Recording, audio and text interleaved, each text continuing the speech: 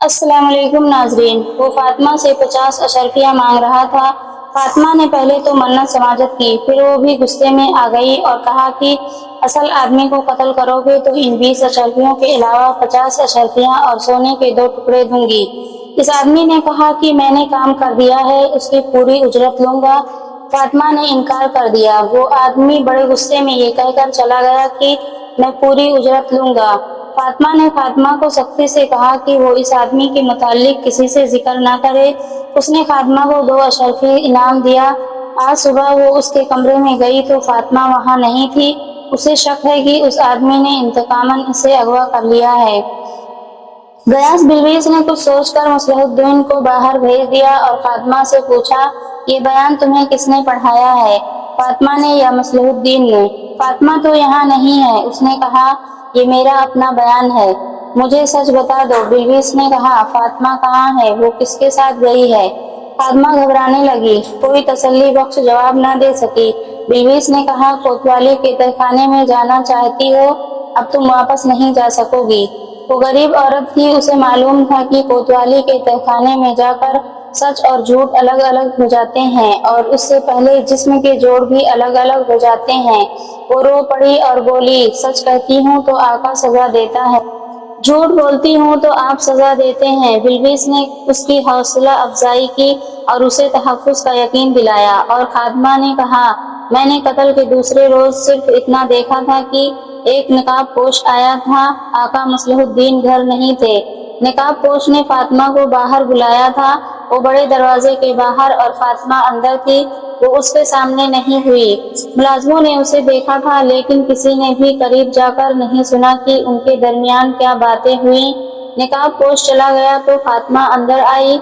उसने छोटी सी एक थैली उठा रखी थी। फातिमा का सर झुका हुआ था। वो कमरे में चली गई थी। दूसरी शाम मसलहुद्दीन ने चारों मुलाजमों और साइस को रात भर की छुट्टी दे दी थी। 4 मुलाजमों में 2 मर्द और 2 औरतें हैं। इससे पहले मुलाजमों को कभी रात भर के लिए छुट्टी दी गई है? बिलकीस ने पूछा। कभी नहीं, उसने जवाब दिया। कोई एक मुलाजिम कभी छुट्टी ले लेता है, सबको कभी छुट्टी नहीं दी गई।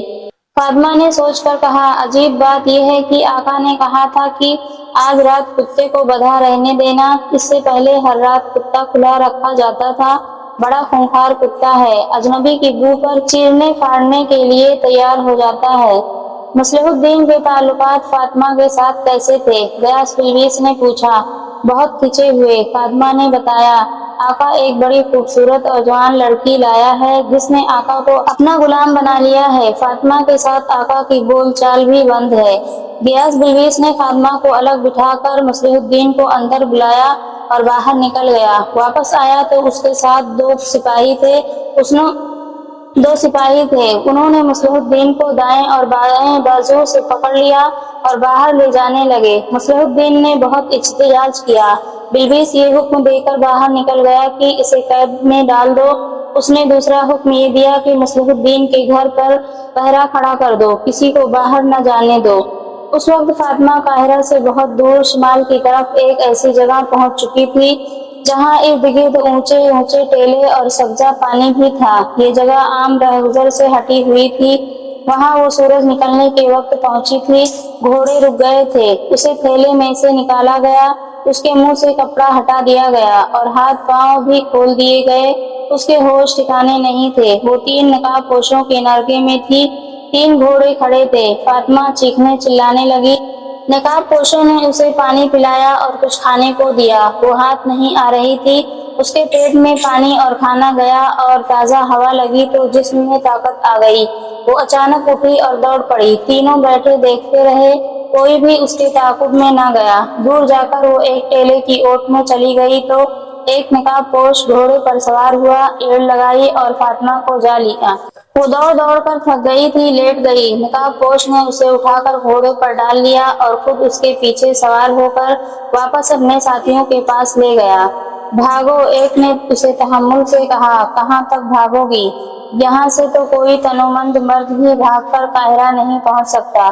फातिमा रोती चीखती और गालियाँ देती थी। एक नकाब पोश ने उसे कहा, अगर हम तुम्हें काहिरा वापस ले चलें तो भी तुम्हारे लिए कोई पनाह नहीं। तुम्हें तुम्हारे खाविंद ने हमारे हवाले किया है। یہ جھوٹ ہے۔ فاطمہ نے چلا کر کہا، یہ سچ ہے۔ اس نے کہا، ہم نے تمہیں اجرت کے طور پر لیا ہے، تم نے مجھے پہچانا نہیں۔ میں تمہارے ہاتھ میں 20 اشرفیوں کی تھیلی دے آیا تھا، تم نے خاوند سے کہہ دیا کہ تم قاتل ہو، اور تم نے بے وقوفی یہ کی کہ اسے یہ بھی کہہ دیا کہ تم کوتوال کو بتا دو گی۔ وہ تم سے پہلے ہی تنگ آیا ہوا تھا، اس کی داشتہ نے اس کے دل پر اور اس کی عقل پر قبضہ کر لیا تھا۔ میں تمہیں یہ نہیں بتا سکتا کہ وہ لڑکی کون ہے اور کہاں سے آئی ہے اور وہ کیا کرنے آئی ہے۔ دوسرے دن تمہارا خاوند ہمارے ٹھکانے پر آیا، ایسا بے ایمان آدمی ہے کہ اس نے ہمیں خضر الحیات کے قتل کے عوض 50 اشرفی اور سونے کے 2 ٹکڑے دینے کا وعدہ کیا تھا، مگر کام ہو گیا تو صرف 20 اشرفی بھیجی۔ میں نے تمہیں استعمال کیا اور یہ رقم تمہارے ہاتھ میں دے دی تاکہ تمہیں بھی اس راز کا علم ہو جائے۔ ہمارا تیر نشانے پر بیٹھا۔ دوسرے دن وہ ہمارے ٹھکانے پر آیا اور 50 اشرفیاں دینے لگا۔ سونے کے ٹکڑے پھر ہضم کر رہا تھا۔ میرے ان ساتھیوں نے کہا کہ اب ہم بہت زیادہ اجرت لیں گے، اگر وہ نہیں دے گا تو ہم کسی نہ کسی طرح کوتوال تک خبر پہنچا دیں گے۔ اسے اب یہ خطرہ نظر آ رہا تھا کہ تمہیں بھی پتہ چل گیا تھا کہ قاتل وہی ہے۔ اس کا علاج اس نے یہ سوچا کہ ہمیں کہا کہ تم میری بیوی کو اٹھا لے جاؤ، میں تمہارے لیے راستہ صاف کر دوں گا۔ ہم جان گئے کہ وہ اپنی داشتہ کے زیر اثر تم سے جان چھڑانا چاہتا ہے، اور اب وہ اس لیے تمہیں غائب کرنا چاہتا تھا کہ تم اس کے جرم کی گواہ بن گئی ہو اور اسے کہہ بھی چکی ہو کہ تم کوتوال کو خبر کر دو گی۔ فاطمہ کے آنسو خشک ہو چکے تھے۔ وہ حیرت زدہ ہو کر ان تینوں کو باری باری دیکھتی تھی۔ ان کی صرف آنکھیں نظر آتی تھیں۔ یہ آنکھیں ڈراؤنی اور خوفناک تھیں۔ ان کی زبان میں مٹھاس اور اپنائیت کی جھلک ضرور تھی۔ انہوں نے اسے دھمکی نہیں دی بلکہ سمجھانے کی کوشش کر رہے تھے کہ اس کا تڑپنا، رونا اور بھاگنا بیکار ہے۔ میں نے تمہیں دیکھا تھا، نقاب پوش نے اسے کہا۔ جب مصلح الدین نے کہا کہ میری بیوی کو اجرت کے طور پر اٹھا لے جاؤ تو میں نے سکندریہ کی منڈی کے بھاؤ سے تمہاری قیمت کا اندازہ کیا۔ تم ابھی جوان ہو اور تم حسین بھی ہو، تم بڑے اچھے داموں بک سکتی ہو۔ ہم مان گئے۔ اگر تمہارا خاوند ہمیں اتنی زیادہ اجرت نہ دیتا تو ہم نے اسے بتا دیا تھا کہ اسے زندہ نہیں رہنے دیا جائے گا اور اس کی داشتہ کو اغوا کر لیا جائے گا۔ اس نے ہمیں بتایا کہ آج رات اس کے گھر میں کوئی ملازم نہیں ہوگا، کتا بھی بندھا ہوا ہوگا، البتہ بڑا دروازہ اندر سے بند ہوگا تاکہ تم دیکھ لو تو شک نہ کرو۔ ہم تینوں نے ایک دوسرے کے اوپر کھڑے ہو کر تمہارے گھر کی دیوار پھلانگی۔ ہم نے ہاتھوں میں خنجر لے رکھے تھے اور ہم سنبھل سنبھل کر چل رہے تھے کیونکہ ہمیں تمہارے خاوند پر بھروسہ نہیں تھا۔ وہ ہمیں مروا سکتا تھا لیکن ایسا نہ ہوا۔ ہمارے لیے راستہ واقعی صاف تھا، تمہیں اٹھایا اور لے آئے۔ اس نے یہ کہانی تمہیں اس لیے سنائی ہے کہ تم اپنے خاوند کے گھر کو دل سے نکال دو۔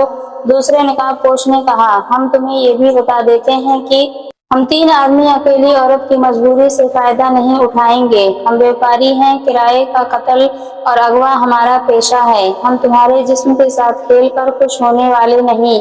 3 مرد اور 1 عورت کو اغوا اور مجبور کر کے تفریح کریں تو یہ کوئی فخر والی بات نہیں۔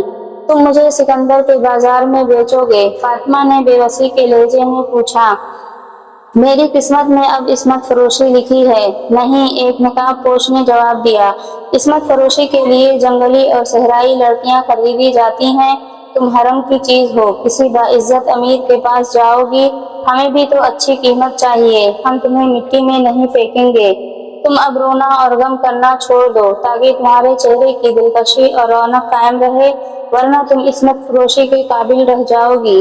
تھوڑی دیر کے لیے سو جاؤ۔ فاطمہ نے دیکھ کر کہ ان لوگوں نے اس کے ساتھ کوئی بےہودہ حرکت نہیں کی، دست درازی نہیں کی، فاطمہ کو کچھ سکون سا محسوس ہوا۔ رات بھر وہ اذیت میں بھی رہی تھی۔ تھیلے میں دوہری کر کے اسے بند کیا گیا تھا، جسم درد کر رہا تھا۔ وہ لیٹی اور اس کی آنکھ لگ گئی۔ تھوڑی ہی دیر بعد اس کی آنکھ کھل گئی۔ اس کا دل خوف اور گھبراہٹ کی گرفت میں تھا۔ اس صورتحال کو وہ قبول نہیں کر سکتی تھی۔ اس نے دیکھا کہ تینوں نقاب پوش سوئے ہوئے ہیں، وہ بھی رات بھر کے جاگے ہوئے تھے۔ فاطمہ نے پہلے تو یہ سوچا کہ کسی ایک کا خنجر نکال کر تینوں کو قتل کر دے، لیکن اتنی جرأت نہ کر سکی۔ تینوں کو قتل کرنا آسان نہ تھا۔ اس نے گھوڑے دیکھے، उन लोगों ने घोड़ों से जीनें नहीं उतारी थीं। वो आहिस्ता से उठी और दबे पांव एक घोड़े तक पहुंची। सूरज टेलों के पीछे जा रहा था और फातिमा को मालूम ही न था कि वो काहिरा से किस तरफ और कितनी दूर है। उसने ये खतरा मोल ले लिया कि सहरा की वसअत में भटक भटक कर मर जाएगी, उन लोगों के हाथों से जरूर निकलेगी। उसने घोड़े पर सवार होते ही एड़ लगा दी। आपो ने निकाब पोशों को जगा दिया। उन्होंने फातिमा को टेले की ओट में जाते देख लिया था। दो नकाब पोश घोड़ों पर सवार हुए और ताकुब में घोड़े सरपट भगा दिए। फातिमा के लिए मुश्किल ये थी कि उसे टेलों के कैद खाने से निकलने का रास्ता मालूम न था। सहराई टेले भूल भलियों जैसे होते हैं, सिर्फ सहरा के भेदी उनसे वाकिफ होते हैं। फातिमा ऐसे रुख हो ली जहाँ आगे एक और टेले ने रास्ता रोक रखा था। उसने वहां जाकर पीछे देखा तो नकाब पोश तेजी से उसके करीब आ रहे थे। उसने घोड़े को टेले पर चढ़ा दिया और एड़ मारती गई। घोड़ा अच्छा था, ऊपर जाकर परे उतर गया। वो एक तरफ को घोड़ा मोड़ ले गई, आगे रास्ता मिल गया। नकाब पोश भी पहुंच गए। फासला कम हो रहा था। फातिमा को अपनी आंखों पर यकीन न आया जब उसने अपने सामने समंदर की तरह खुला सहरा और 4 शतर सवार अपनी सिमत आते देखे। उसने चिल्लाना शुरू कर दिया, बचाओ, डाकुओं से बचाओ। वो उन तक पहुंच गई। उसके पीछे दोनों नकाब पोशों के घोड़े बाहर आए। शतर सवारों को देखकर उन्होंने घोड़ों की बागें खींची और घोड़े मोड़े भी। शतर सवारों ने ऊंट दौड़ा दिए। एक ने कमान में तीर रखकर छोड़ा तो तीर एक घोड़े की गर्दन में उतर गया। घोड़ा दर्द से तड़पा, उछला और बेकाबू हो गया। सवार कूद गया। शतर सवारों ने उन्हें ललकारा तो दूसरे ने घोड़ा रोक लिया। उन्हें मालूम था कि वो 4 सवार तीर अंदाजों की जद में है। फातिमा ने बताया कि उनका एक साथी अंदर है। उन दोनों को पकड़ लिया गया। ये चारों सुल्तान अयूबी की फौज के गश्ती दस्ते के सिपाही थे। सुल्तान अयूबी ने सारे सहरा में गश्ती पहरे का इंतजाम कर रखा था ताकि अचानक हमले का खतरा न रहे और सलेबी तकरीबकार मिस्र में दाखिल न हो सके। इन गश्ती दस्तों का बहुत फायदा था। उन्होंने कई मुश्तबा लोग पकड़े थे। अब ये नकाब पोश उनके फंदे में आ गए। फातिमा ने उन्हें बताया कि उसे किस तरह यहाँ तक लाया गया है, वो किसकी बीवी है, और उसने ये भी बताया कि नाज़िम मालियात कत्ल हो गया है। कत्ल उसके खामिन मसलहुद्दीन ने कराया है जो शहर का नाजिम है और कातिल इन तीनों में से एक है। नाजरीन हज़रात, वीडियो पसंद आए तो लाइक करें, चैनल को सब्सक्राइब करें और बेल आइकन को जरूर दबा लें ताकि हर आने वाली वीडियो आप तक पहुंच सके। शुक्रिया।